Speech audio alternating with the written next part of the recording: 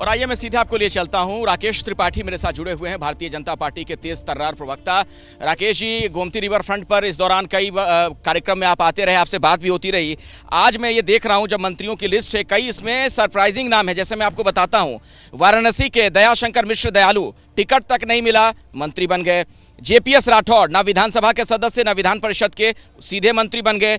तीसरा एक नाम बड़ा चौंकाने वाला है, वो आप ही के नाम के हैं, राकेश राठौर। वो साइकिल पंक्चर बनाते थे, सीधे मंत्री। क्या वजह है इसके पीछे, मतलब इतने चौंकाने वाले बदलाव?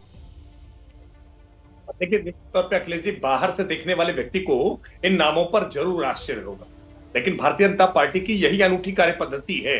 भारतीय जनता पार्टी का मंत्रिमंडल घोषित होने से 1 घंटे पहले तक कहीं किसी को जानकारी नहीं थी इस बारे में। कौन मंत्री बनेगा, कौन मंत्रिमंडल के में किस कैबिनेट की शपथ लेगा, कौन राज्य मंत्री स्वतंत्र प्रभार होगा, ये भारतीय जनता पार्टी की विशिष्ट कार्य पद्धति है। भारतीय जनता पार्टी में बैकरूम ऑफिस में काम करने वाले जेपीएस राठौर जी, जो फ्रंट पे कभी नहीं दिखाई पड़ते और बिना किसी सदन के सदस्य रहते हुए भी पार्टी उनको उनकी परिश्रम का, उनकी मेहनत का, उनको कहीं ना कहीं सम्मान देने का काम करती रहती है और उनको मंत्री बना सकती है। दयाशंकर मिश्रा दयालु जी 2017 में पार्टी के लिए विधानसभा के दावेदार थे, 2022 में दावेदार थे, लगातार पार्टी के लिए परिश्रम करते रहे और कभी भी पार्टी के निर्णय पर किसी प्रकार की कोई आपत्ति व्यक्त नहीं की।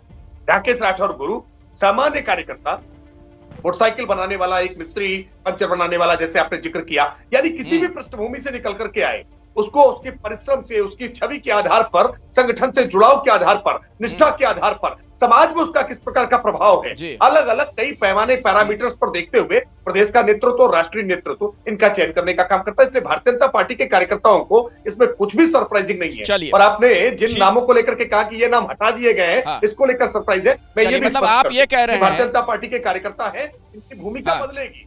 भूमिका बदलने को सरप्राइज नहीं मानते हैं। ये सारे भारतीय जनता पार्टी के लिए महत्वपूर्ण थे, महत्वपूर्ण हैं और आगे भी महत्वपूर्ण रहेंगे।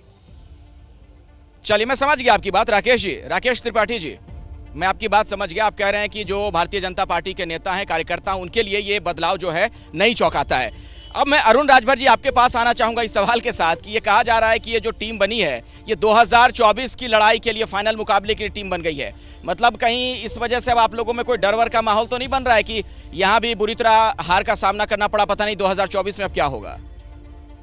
2022 में हम अकेले समाजवादी पार्टी, सुहेलदेव भारतीय समाज पार्टी, हमारे आरएलडी गठबंधन ने जितनी मजबूती से लड़ा, भारतीय जनता पार्टी अगर डरी नहीं होती तो माननीय प्रधानमंत्री जी को सामने खड़ा करके, योगी जी को पीछे करके लड़ाई नहीं लड़ी होती। पूरे देश की सरकार लगी हुई थी उत्तर प्रदेश में हमको हराने के लिए, सिर्फ एक व्यक्ति माननीय अखिलेश यादव जी। हम लड़े इनसे डट करके, 3 करोड़ लोगों ने हमको समर्थन किया और पूरी मजबूती से 387 विधानसभाओं में हम बहुत मजबूती से लड़ाई लड़े। 15 विधानसभाओं में हम थोड़ा सा कमजोर हुए, लेकिन हमारे लोगों ने बहुत मुस्तैदी से जनता के बीच में काम किए थे, जनता के बीच में लड़ाई लड़े। भारतीय जनता पार्टी किस तरीके से चुनाव जीत के आई है, ये भी जनता समझ रही है। और उत्तर प्रदेश में जिन मुद्दों पर ये वोट मांग रहे थे, 80-20 का बात कर रहे थे, हिंदू मुसलमान की बात कर रहे थे, कब्रिस्तान की बात कर रहे थे, लेकिन वहां जी अरुण जी, देखिए, मैं एक ही बात कहना चाहूंगा कि जनादेश का हर किसी को सम्मान करना चाहिए, जनादेश का सम्मान करना चाहिए। बीजेपी कैसे जीत कर आई है, इस तरह की बातों का मतलब नहीं रह जाता है।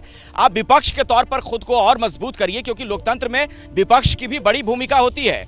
सरकार कोई भी निरंकुश ना हो जाए, ऐसे में आप लोगों की भूमिका रहेगी, उस लिहाज से आप चौकन्ने रहिए। बहरहाल मैं आपके पास आऊं उससे पहले बद्री जी, ये आपको लग रहा है कि 2024 की, मैं आता हूं अरुण जी, अच्छा बोल लीजिए छोटे में, जल्दी से फटाफट। हाँ, विपक्ष की बात कर रहे हैं। विपक्ष 47 सीट से 125 सीट तक पहुंच गया। कितना मजबूत विपक्ष हुआ है।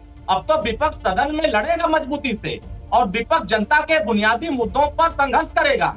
आप बच करके नहीं भाग सकते। वैसे 47 विधायक थे, अब तो 1.5 हमारे 125 ठीक आप बोल रहे हैं, तो आप बिल्कुल सही कह रहे हैं अरुण जी, आप बिल्कुल सही कह रहे हैं। और देखिए, देश की जनता भी यही उम्मीद करती है विपक्ष से कि हारने के बाद चुनाव वो गायब ना हो जाएं, सड़क पर संघर्ष करते रहें। चलिए ठीक है, मैं मेरे साथ चूंकि कुछ और भी मेहमान हैं, मैं चर्चा को आगे बढ़ाना चाहता हूं।